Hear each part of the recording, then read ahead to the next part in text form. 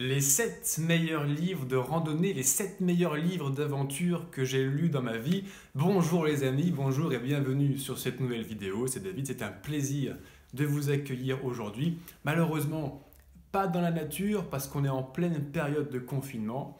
Mais voilà, on met un chèque sur un porte-manteau et on se retrouve dans un endroit un peu sympa quand même pour se filmer, pour que ça passe bien à la caméra. Dans cette vidéo, je vais partager avec toi les 7 meilleurs livres de randonnée que j'ai lus dans ma vie. Et j'en ai lu un certain nombre. Alors je ne les ai pas tous avec moi parce que je viens juste de déménager. Je n'ai pas fini de déménager ma bibliothèque, qui est le truc le plus gros à déménager en fait. Mais j'en ai juste un ou deux. Mais on va parler en tout cas de ces histoires incroyables qui m'ont fait voyager à travers les livres.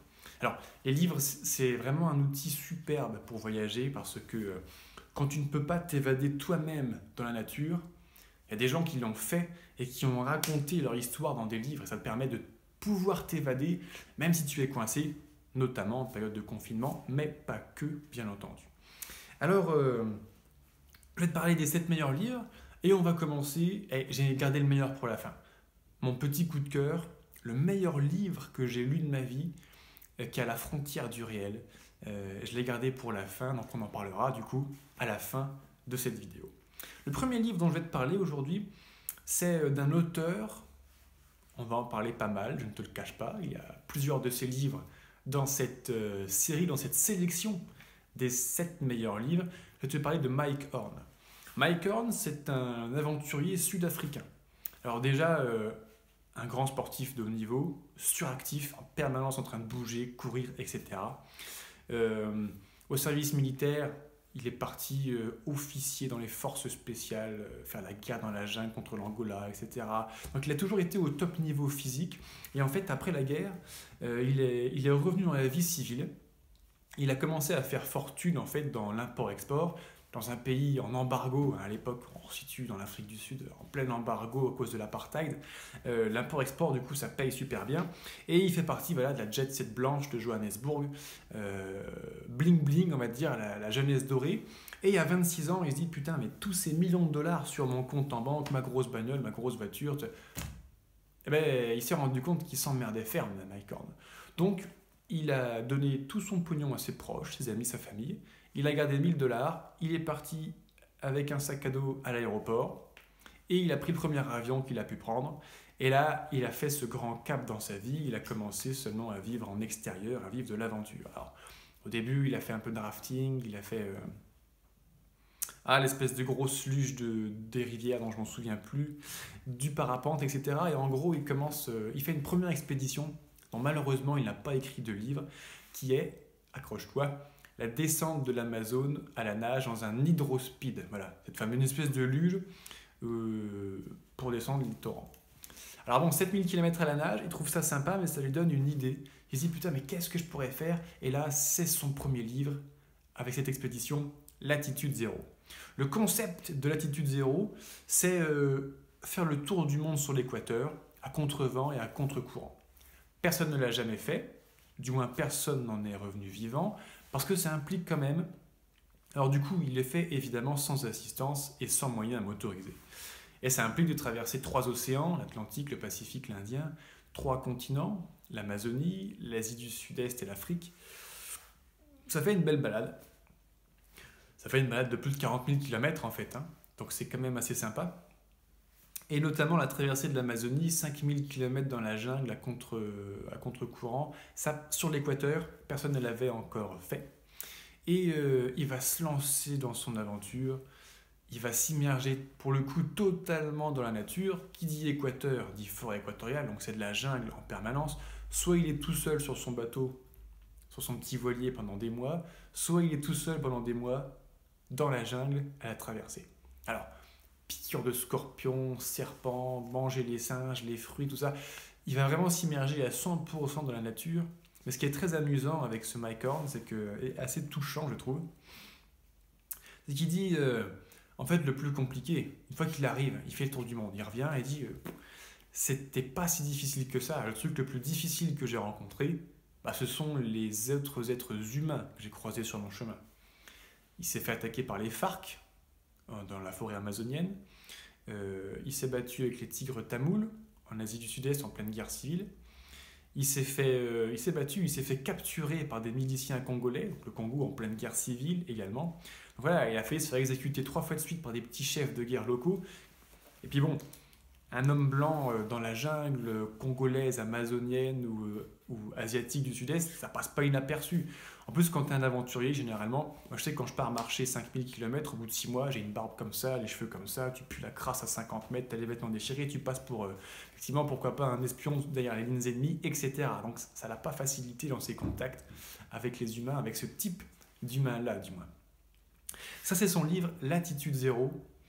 Et il est vraiment superbe. Il est vraiment superbe, je te le conseille. C'est le premier livre que je te conseille dans cette série de 7. On va accélérer un petit peu et on va parler maintenant du Kon-Tiki. Ah, mais avant, si tu apprécies cette vidéo de compte-rendu de livres, je t'invite à la liker, de me dire en commentaire quels sont toi tes meilleurs livres de randonnée préférés. Je t'invite également à t'abonner et sache que les 7 livres dont je suis en train de parler, dans la mesure du possible, tu en trouveras dans la description de cette vidéo les liens, notamment avec mon partenaire Amazon, un lien d'affiliation. En gros, si tu commandes ton bouquin chez Amazon, il me rétribue d'un petit pourcentage, ce qui soutient mon travail pour faire ce genre de compte-rendu de livres. Kon-Tiki. Ah, le Kon-Tiki. Ça, c'est l'histoire de Thor Heyerdahl. Thor Heyerdahl, pardon. Thor Heyerdahl, c'est un Norvégien. On va en parler 2 fois également dans cette série parce que c'est extraordinaire. C'est un Norvégien et on est juste après, imagine-toi, la Seconde Guerre mondiale, on est en 1947. Et en fait, Thor, il est en train de faire une étude anthropologique, c'est un scientifique, anthropologue, et en gros, il a passé 2 ans de sa vie dans des petites îles en Polynésie pour comparer en fait la langue et la culture polynésienne, la culture inca, des Péruviens d'Amérique du Sud, on va dire. Et à l'époque, les anthropologues disaient que la Polynésie a été colonisée par l'Océanie, par l'Ouest. Ce sont les Asiatiques qui seraient venus dans ces petites îles perdues dans le Pacifique. Et Thor Heyerdahl, il regarde, il dit putain, mais ils parlent quand même à peu près la même langue. Et ils ont des cultures en commun extraordinaires. C'est très certainement qu'en fait, il y a des Américains du Sud qui ont pris leur bateau et qui sont venus en Polynésie. Alors aujourd'hui, c'est accepté, cette théorie. À l'époque, c'est la risée du monde scientifique. Tout le monde se fout de sa gueule. Et tellement qu'un jour, il y a un de ses détracteurs, donc professeur d'anthropologie, je sais pas quoi, qui lui dit « Ah ouais, bien sûr, les Incas, ils ont colonisé la Polynésie. Impossible. Vous avez qu'à le faire vous-même. Prenez un radeau et allez-y, tiens. » Et là, ça fait tilt dans la tête de Thor Heyerdahl. Et il réfléchit, il se dit « Putain, mais c'est vrai ça. La seule façon que j'ai de prouver au monde que ce sont des Péruviens qui ont construit un radeau, parce que ça fait quelques milliers d'années, cette histoire, pour traverser le Pacifique sur 6000 km, la seule façon de prouver au monde que c'est possible, c'est de le faire. » Alors il en parle à son directeur de recherche, il lui dit « Machin, je vais le faire. » Tu vas faire quoi, Thor? Je vais construire un radeau en balsa, au Pérou, et je vais traverser 6000 km de Pacifique pour atteindre la Polynésie, et je vais prouver que les Incas ont colonisé la Polynésie. Alors son directeur de recherche, il dit « T'es complètement cinglé. » Oui, mais ça, c'est pas le problème pour Thor. Il passe 4 coups de téléphone, il se met en contact avec des gens qui peuvent lui donner les moyens de faire vivre son rêve, notamment la Société des Aventuriers de New York, notamment l'armée américaine. Et là, il se retrouve, si tu veux, chef de projet. Je vais construire un radeau en balsa, donc un arbre qui pousse en Amazonie. Et je vais me mettre à l'eau au Pérou et je vais sur un radeau naviguer 5-6 000 km jusqu'en Polynésie. Et il ne peut pas le faire seul, il lui faut un équipage. Et Thor, il est tellement charismatique comme personnage, tu le verras d'ailleurs dans ses livres. Il t'emmène à travers ses lignes, c'est vraiment un beau conteur d'histoire. Mais de vive voix, il convainc des personnes de venir sur un radeau, traverser 6000 km du plus gros océan du monde, pour arriver en Polynésie. Et au final, l'atterrissage en Polynésie, il y a une petite surprise, et ça, il ne le dit pas à son équipage dès le début. Et il arrive à convaincre des gens, quoi. Donc, en gros, le plan allait à une mort à peu près certaine, parce qu'à l'époque, toute opération de sauvetage est complètement exclue. La radio, des fois ça passe pas, donc communication avec le reste du monde, moyen. L'océan Pacifique, c'est le genre d'océan où en pleine tempête, tu as des vagues de 12 mètres de haut. Quand tu es justement sur un bateau de 12 mètres, c'est un petit peu gros quand même pour des vagues. Mais il trouve quand même, il fait son équipage, et c'est parti, il se met à l'eau.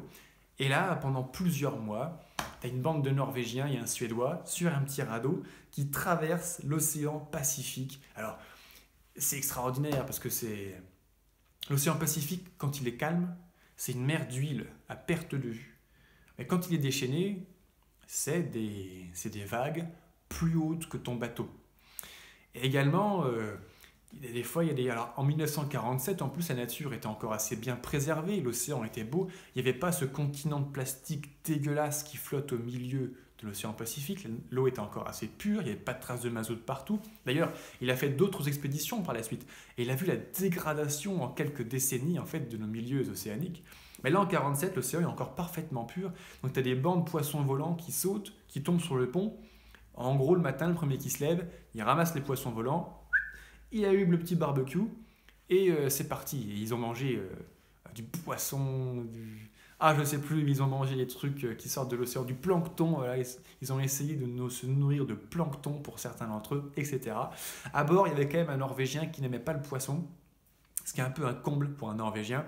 Et du coup, l'armée américaine a dit, on aimerait bien essayer de faire bouffer des êtres humains des rations de survie de l'armée américaine pendant 6 mois.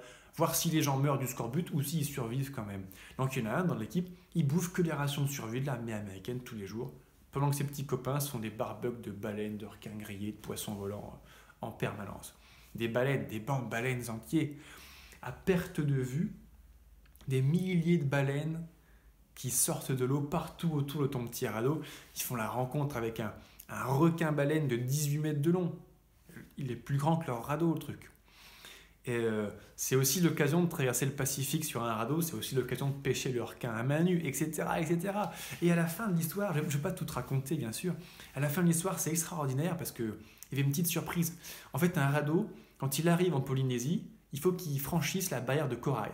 En gros, le plan, dès le début il le savait, mais pas son équipage, c'était de faire traverser un radeau en tronc d'arbre sur 6000 km, et si on survivait à ça, d'aller le cracher sur la barrière de corail, puis à la nage, essayer de rejoindre l'île qui est derrière.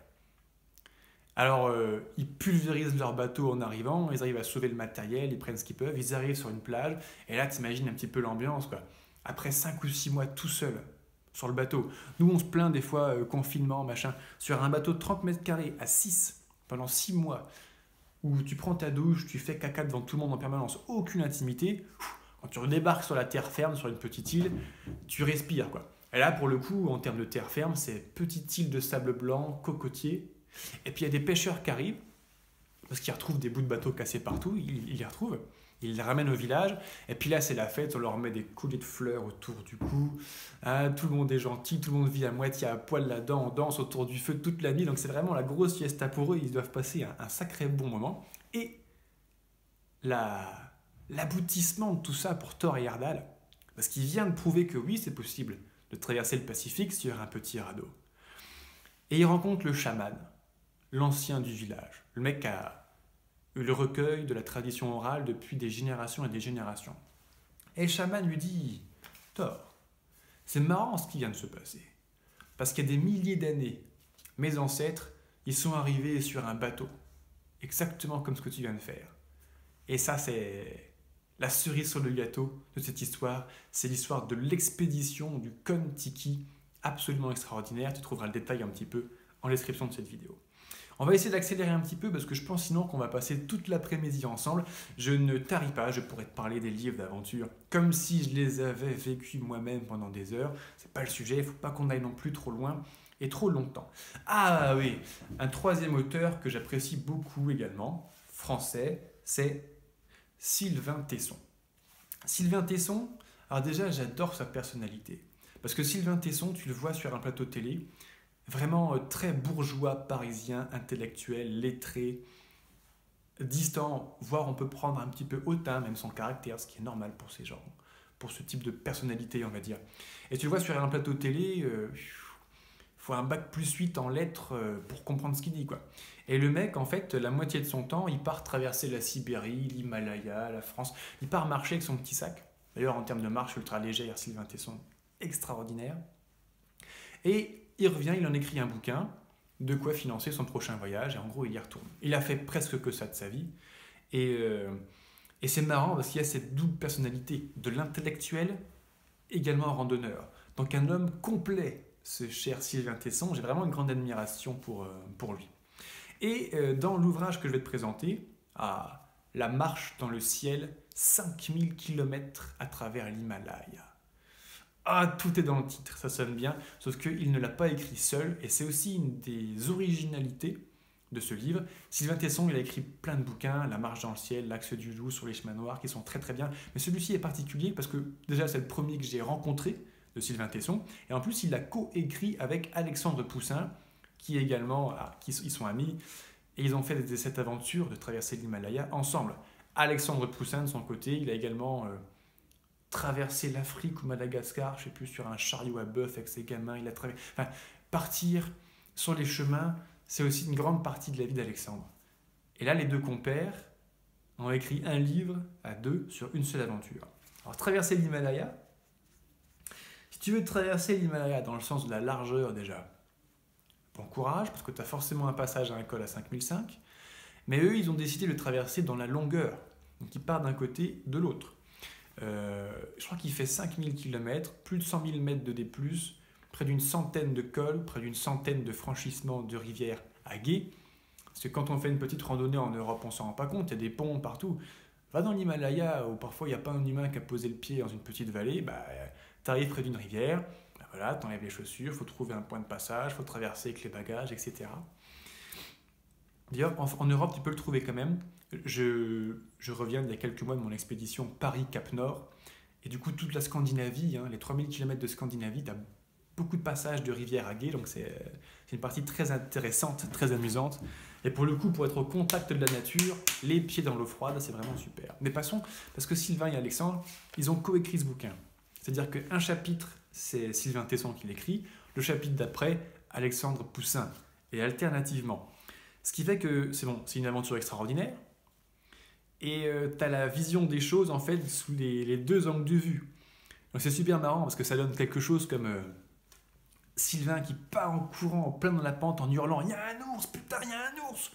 et Alexandre Poussin ou l'autre, je m'en souviens plus, qui dit quoi? Un ours ou ça? Et puis qui voit un ours dévaler sur lui et qui se barre en courant également pour sauver sa peau. Et typiquement, quand tu as deux randonneurs, tu as deux niveaux de randonnée. Donc tu as celui qui marche ses 50 km par jour, les doigts dans le nez, puis tu as celui qui boite la moitié de la journée en le suivant à la traîne. Et c'est assez sympa de voir ça, et apparemment, ils sont encore amis aujourd'hui, si j'ai bien compris.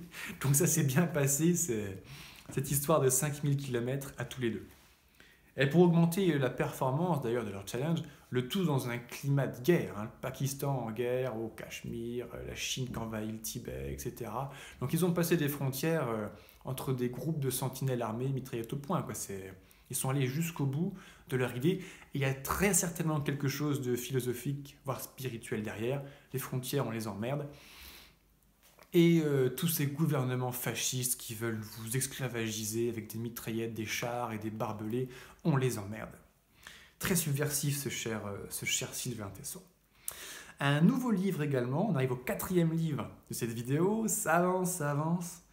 Ah oui, ça a été aussi vraiment une découverte charnière dans ma vie.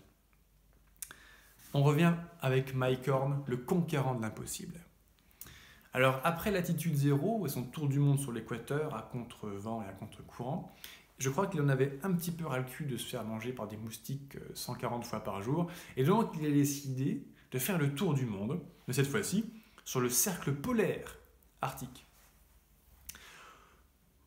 Cercle polaire arctique. Alors, pour ceux qui ne se situent pas bien concrètement, le cercle polaire, ce qui est intéressant, c'est que au-delà de ce cercle polaire, l'hiver, c'est la nuit noire. Au maximum, au pôle Nord, il fait nuit noire pendant près de 3 mois. Et plus t'es haut, plus il fait nuit noire longtemps. Donc, ce qui veut dire faire le tour du monde sur le cercle polaire arctique, c'est 26 000 km, à ski, à pied, en kayak, en voilier, dans l'océan glacial arctique, à traverser le Canada, le Groenland et la Sibérie. Vaste programme, le tout, et c'est la première fois qu'un humain avait fait ça, en passant consécutivement 2 hivers polaires, seul, en extérieur. Parce que bon, quand tu dors sous ta tente en partant faire ton Saint-Jacques-de-Compostelle ou ton GR20, bon, ça va. Quand tu dors sous ta tente et qu'il fait moins 60 degrés dehors, c'est autre chose. Et dans le noir total, on est dans un autre monde. Et du coup, Mike Horn part à l'aventure, il part de Cap Nord, le point le plus au nord de la Norvège, il traverse l'océan jusqu'au Groenland, l'occasion de se faire perforer son voilier par un tronc d'arbre, à naviguer entre les icebergs. Déjà, le début, ça part très très fort. Il traverse le Groenland, en battant le record d'ailleurs de vitesse de traverser le Groenland sur cette latitude. Il reprend son petit bateau pour aller au Canada, mais il est parti un petit peu tard, du coup il est pris dans les glaces. Alors ça ne l'arrange pas parce qu'il aurait pu faire quelques kilomètres de plus en bateau, ça lui aurait épargné 1200 km, donc il va se rajouter 1200 km à ski en plein hiver polaire dans le Grand Nord canadien. Et là, son premier hiver polaire, Mike, il s'en souvient. Il s'en souvient parce que la température va descendre. Moins 30, on s'y attendait. Moins 40, on s'y attendait. Moins 50, moins 60, moins 62 degrés. Comme il le dit lui-même dans une de ses conférences, à moins 62 degrés, tu mets un deuxième pull. Moins 62 degrés, putain. Ah, la vapeur d'eau qui sort de ta bouche, elle gèle instantanément. Il faut mettre une cagoule, le masque, la capuche. Si tu t'arrêtes de bouger 2 minutes, même avec tes fringues, tu meurs d'hypothermie. Et tout ça dans le noir total. Donc tu vois que ce qu'il y a à la frontale. C'est une ambiance un peu particulière. Et tout seul, bien sûr, dans la neige, avec ton ski, à traîner un chariot derrière, avec ta bouffe, ta tente, etc. Il traverse le Grand Nord canadien, il rembarque pour traverser Bering, puis il traverse la Sibérie. Tout l'été sibérien, il va le passer en kayak. Donc il longe en fait la côte sibérienne dans son petit kayak de mer, parfois entre les icebergs. C'est trop rigolo. Et il va réussir à nouveau, Mike Horn se parie, de faire le tour du monde sur le cercle polaire arctique, conquérant de l'impossible. Conquérant de l'impossible parce qu'il dit assez, ou il répète assez justement, que l'impossible, c'est quand personne n'a jamais réussi à le faire. Et donc, lui, ce qu'il voulait faire, c'était pas particulièrement battre un record, mais c'était prouver que c'est possible. Et il a couché sur le papier, dans ce livre, Mike Horn, Conquérant de l'impossible, son expédition qui est vraiment extraordinaire. Le prochain livre, ça va vous plaire, parce que c'est la petite touche de féminité de cette vidéo. Sarah Marquis, l'aventurière suisse qui m'a fait découvrir l'aventure, un petit peu extrême quand même, sur un point de vue féminin. L'écrasante majorité des auteurs sont des hommes. Je te parle de Mike Horn, Thor Heyerdahl, Sylvain Tesson. Et l'écrasante majorité des bouquins d'aventure comme ça sont écrits à ce jour par des hommes. Sarah Marquis, ça a été une magnifique découverte, parce que déjà c'est une belle aventure ce qu'elle a fait, mais ensuite parce qu'elle l'a vécu et écrit sous son point de vue de femme, que je ne connaissais pas du tout. Tu la vois sur un plateau télé, Sarah, elle est très féminine, très féminine, très bien.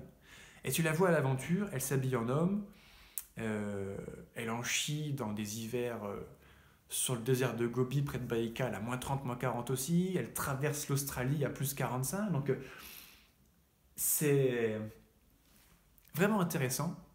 Et en ce qui me concerne, j'ai été touché par ce côté féminin que je ne connaissais pas. De nouveau, le point de vue est différent. Je n'ai pas vraiment les mots à mettre dessus, parce que j'ai une polarité assez masculine, donc ce qu'elle écrit, la façon dont elle l'écrit, j'aurais jamais eu l'idée de dire ou même de penser comme ça. Et ce qui fait que ça m'a permis, ce livre de Sarah Marquis, que j'ai même pas présenté d'ailleurs, c'est Sauvage par nature, oui, Sauvage par nature. Sauvage par nature de Sarah Marquis, ça a été, à titre personnel, ma rencontre avec le point de vue féminin de l'aventure. Et c'est une belle aventure, parce qu'elle traverse la Sibérie en partant à peu près du Baïkal. Elle traverse Gobi, l'Himalaya, l'Asie du Sud-Est, puis l'Australie. Donc elle fait quelques kilomètres quand même, hein, dans des déserts extrêmement chauds, extrêmement froids. Elle se fait arracher sa tente en Mongolie. C'est pas facile. Et une femme seule, au début, à notre époque, on va dire en Occident, une femme seule qui se balade, c'est normal. Quoique malheureusement, je connais encore beaucoup de randonneuses qui me disent David, tu crois qu'une fille seule, ça peut faire un Saint-Jacques-de-Compostelle, un GR20? Bien sûr, les filles. Aujourd'hui, il y a très peu de problèmes vis-à-vis de cela. J'ai beaucoup de copines randonneuses, notamment randonneuses en solitaire. Et sur les 15 000 km de marche que j'ai marché ces 3 dernières années, j'ai rencontré des centaines, des milliers de randonneuses seules. Il y a peu de problèmes aujourd'hui. Par contre, dans des régions du monde un peu moins avancées en termes d'égalité homme-femme, pour faire court, parfois c'est un peu limite. Et ça arrive à des situations rigolotes, comme par exemple en Mongolie. Alors la Mongolie, c'est des steppes partout, et les gars, ce sont des dresseurs de chevaux. Tu marches, bon, tout seul, comme depuis 15 jours, t'as pas vu un humain dans la steppe mongole, et là, sorti de nulle part, il y a un cavalier qui arrive au triple galop. Donc c'est Sarah qui raconte l'histoire dans son bouquin. Donc elle marche, elle porte son sac, elle pousse son chariot, parce qu'elle a pris un chariot en plus pour charrier suffisamment d'eau pour survivre. Et là, à 50 mètres d'elle, il y a un mec qui arrive sur son cheval. Il la regarde du haut de son cheval, il descend de son cheval, il baisse son froc et il pisse en la regardant dans les yeux. Ça, c'est la façon de dire en mongol, c'est mon territoire, t'es chez moi là. Et après, lorsque le cavalier mongol comprend que Sarah est une femme, là tout de suite il prend ses grands élans de séducteurs des cavaliers des steppes, et les Mongols, pour draguer, qu'est-ce qu'ils font? Ils soulèvent leur tunique et ils se tapent sur le ventre. Pourquoi? Parce que dans un pays où la moitié de la population crève la faim, quand tu es un homme riche, quand tu es gras, justement, tu es un homme riche. Si tu as du gras dans le bide, c'est que tu es suffisamment riche pour t'acheter de la bouffe pour te permettre d'être gras. Donc tu es un homme fort, en clair, tu as un bon parti. Donc ce qui fait que dans sa traversée de la Mongolie, Sarah, elle a vu des centaines de Mongols arriver au triple galop à chaque fois, pisser devant elle, en se tapant sur le ventre grassouillet pour montrer que c'était des beaux hommes. Donc c'est assez sympa. Et ce genre d'anecdote, il y en a pas mal à l'intérieur du bouquin que je te recommande. À nouveau, vraiment sympa. Avant-dernier livre de cette vidéo, parce qu'il y a un moment on va se quitter quand même, sur ces belles histoires de livres. On va parler de l'expédition Ra. Ra, R-A, accent circonflexe, c'est un des grands dieux du panthéon égyptien. Et on revient avec notre ami Thor Heyerdahl. Parce que Thor Heyerdahl, c'est un aventurier multirécidiviste. À Kon-Tiki, Kon-Tiki c'est en 47, Ra c'est en 74, donc il y a quelques années de différence. Dans sa jeunesse, pendant l'expédition Kon-Tiki, il a prouvé au monde entier que les Péruviens sur des bateaux, sur des radeaux, ont pu traverser le Pacifique pour aller coloniser la Polynésie. Mais Thor, il est très passionné de toute l'histoire ancienne, surtout ce qui sort des sentiers battus. Parce que pour lui, les thèses officielles, ça ne tient pas debout, et par l'expérience, il veut les réfuter pour faire avancer la recherche, avancer l'histoire de l'humanité. Et donc là, il est assez taquin, Thor, et donc il s'est dit, et si les Égyptiens sont allés en Amérique avant les Vikings? Parce que les Vikings sont allés en Amérique. Nous, en France, on nous apprend que c'est Christophe Colomb, le premier à avoir mis le pied en Amérique, en 1492. En vérité, les Basques avaient été avant eux, et encore avant eux, les Vikings qui y étaient allés, on a retrouvé beaucoup de preuves, beaucoup de traces. Et donc Thor, il se dit, encore au-delà de cela, parce que l'Égypte ancienne, on remonte jusqu'au 3e millénaire avant Jésus-Christ. Ça fait 5000 ans cette histoire. Il dit, à 5000 ans, les hommes étaient capables d'aller en Amérique, et je vais vous le prouver. Alors cette fois-ci, ce n'est pas un radeau de balsa qu'il va construire, il va construire en gros un radeau de papyrus, avec des roseaux, comme ce que les Égyptiens pouvaient faire à l'époque. Il l'a construit en Égypte, il l'a envoyé au Maroc pour se mettre à l'eau au Maroc, et objectif, traverser l'Atlantique sur un radeau de papyrus. Enfin, le dernier livre, et j'ai gardé le meilleur pour la fin, je vais maintenant partager avec toi le meilleur livre de l'histoire de l'humanité, de l'histoire de la littérature. Vraiment mon petit coup de cœur. Mais avant, je t'invite à liker cette vidéo, à mettre en commentaire ce que tu as apprécié. Quels sont, toi, tes livres préférés? Quelles sont tes suggestions de lecture, afin que moi aussi je puisse m'évader. Lors de la prochaine période, j'aurai un petit peu de temps pour lire des livres, et abonne-toi évidemment pour recevoir du contenu sur le thème de la randonnée, le trek, comme ce que nous sommes en train de faire. Le meilleur livre de randonnée, d'aventure, selon ma petite expérience de lecteur, c'est, on va reparler à nouveau de Mike Horn, avec Mike Horn, Objectif pôle Nord de nuit. C'est un petit livre qui se lit bien, facilement, et ce qui est assez extraordinaire avec Objectif pôle Nord de nuit, c'est que on est à la frontière entre le récit d'aventure, la science-fiction, parce qu'il s'agit d'aller au pôle Nord de nuit, on en reparle juste après, c'est extraordinaire, le développement personnel et la motivation. Et quand j'ai un petit coup de mou dans la vie, alors Si c'est le petit coup de mou de fin d'après-midi, je fais une session de muscu, une petite douche froide et hop, c'est reparti. Mais si structurellement, je suis dans un passage, ça va pas trop bien, je relis Objectif pôle Nord de nuit. Parce que quand je me plains que ma vie est un petit peu difficile, je m'imagine aller au pôle Nord de nuit et tout de suite, ça te permet de prendre du recul sur tes petits problèmes en fait du quotidien dans la vie. Alors, on peut se dire, finalement, aller au pôle Nord la nuit, bon, c'est pas si compliqué que ça. Il y a déjà d'autres aventuriers qui ont traversé d'autres continents et c'est pas si extraordinaire que ça. Oui, sauf que le pôle Nord, le premier problème du pôle Nord, c'est que c'est pas un continent. Le pôle Nord, c'est de la banquise, de la glace sur l'océan. La glace, ce sont des plaques de glace, soit elles s'écartent, il y a un trou, et quand tu tombes dans le trou, tu tombes dans l'océan glacial arctique à 4000 mètres de fond et à 2 degrés Celsius, en sachant qu'il fait moins 40 dehors. Et quand les plaques se rapprochent comme cela, ça fait une petite chaîne de montagne, des zones de compression, c'est de l'ice pack. Ça fait des énormes blocs de glace de 2, 4, 6, 8, 10 mètres de haut qu'il faut traverser. Donc ce n'est pas facile. Surtout en période de réchauffement climatique, il y a beaucoup de zones ouvertes, il fait plus chaud qu'avant, même au pôle Nord, donc il y a beaucoup d'eau libre, ce qui veut dire qu'il faut se jeter dans l'eau glacée pour traverser, pour aller de l'autre côté, etc. De plus, ces banquises, elles bougent en permanence. Quand tu as le vent de face, quand tu fais de la randonnée, quand tu as le vent de face, bon, c'est dur. Bon. Quand tu fais de la randonnée au pôle Nord et que tu as le vent de face, la banquise recule de 5, 10, 15, 20, 25 km par jour. Donc tu galères à avancer de 20 km à ski en traînant ton énorme traîneau, en passant à travers l'icepack. À la fin de la journée, tu regardes ton GPS, tu n'as pas avancé de 100 mètres parce que la banquise a reculé aussi vite que tu as marché. Et pendant que tu dors, tu continues à reculer. Donc le pôle Nord, c'est vraiment un petit peu particulier. Ensuite, c'est le pôle Nord de nuit. On en a parlé tout à l'heure, au-delà du cercle polaire arctique, il fait nuit noire. Le soleil ne se lève plus pendant l'hiver, jusqu'à 3 mois pour la zone la plus sombre de notre planète Terre. Et atteindre le pôle Nord de nuit, sur les 60 jours qu'ont duré en fait l'expédition, ils les ont passés et Mike Horn l'a passé dans le noir. Là, sur ce cliché, on a à la fin de l'expé, le soleil commence à se lever, mais avant, il a passé 1 mois et demi dans le noir total. Alors, le pôle Nord, c'est pas facile, de nuit, c'est pas facile, le climat, c'est pas facile, parce que de nuit, tu ne vois que ce que tu vois avec ta lampe frontale. Donc tu es sur de la banquise, si tu mets un pas de côté, tu tombes dans l'océan glacial arctique, tu meurs, il y a des ours polaires qui tournent partout autour de toi, qui veulent te bouffer, toi et ta bouffe, tu ne vois que ce qu'il y a dans le faisceau de ta lampe frontale. Et quand le blizzard se lève, quand il y a une tempête de neige qui arrive, ou quand il y a du gros brouillard, comme il peut y en avoir là-haut, au pôle Nord, tu ne vois pas à 2 mètres. 2 mètres, ça veut dire que tu vois, tout ce que tu vois du monde, c'est les 2 mètres qu'il y a devant toi.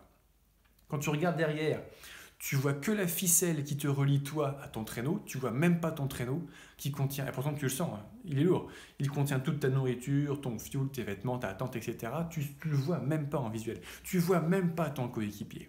Et justement, en parlant de coéquipier, Mike Horn, c'est l'un des 2 seuls hommes de l'histoire de l'humanité à avoir réussi à atteindre le pôle Nord de nuit. Le deuxième, c'est son coéquipier pour cette expédition, Børge Ousland, qui est un Norvégien, la star, on va dire la légende vivante de l'Arctique. Les premières atteintes de pôle, les premières traversées de pôle en solo, en autonomie complète, c'est Børge Ousland qui les a tous fait. Il a passé la moitié de sa vie sur la banquise et sur la glace, et l'un comme l'autre, alors qui sont pourtant des habitués des expéditions extrêmes, ont bien compris que atteindre le pôle Nord de nuit et en revenir vivant, seul, il n'y avait pas beaucoup de chances d'y arriver. C'est pour ça qu'ils l'ont fait à 2 et qu'ils y sont bien arrivés. Objectif pôle Nord de nuit, vraiment mon petit coup de cœur. C'est un régal sur tous les points de vue. Et on va terminer cette vidéo avec lui. Mike Horn, Objectif pôle Nord de nuit. À nouveau, c'est un petit livre. Il n'a pas beaucoup... Oui, on est sur 200 pages, mais c'est écrit gros. Ça se lit tout seul. Je t'invite vraiment à le commander, à lire ce livre pour partir à l'aventure, te remotiver. C'est absolument unique.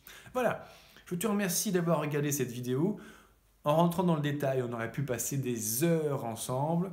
Bon, tu as peut-être autre chose à faire maintenant, moi aussi. Donc on va se séparer pour aujourd'hui jusqu'à la prochaine vidéo. Et ma foi, tu trouveras eh bien, les liens vers tous ces 7 livres que je viens de te présenter juste en dessous.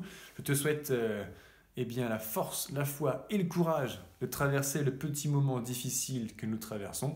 Et je te dis à la prochaine sur une prochaine vidéo. Salut!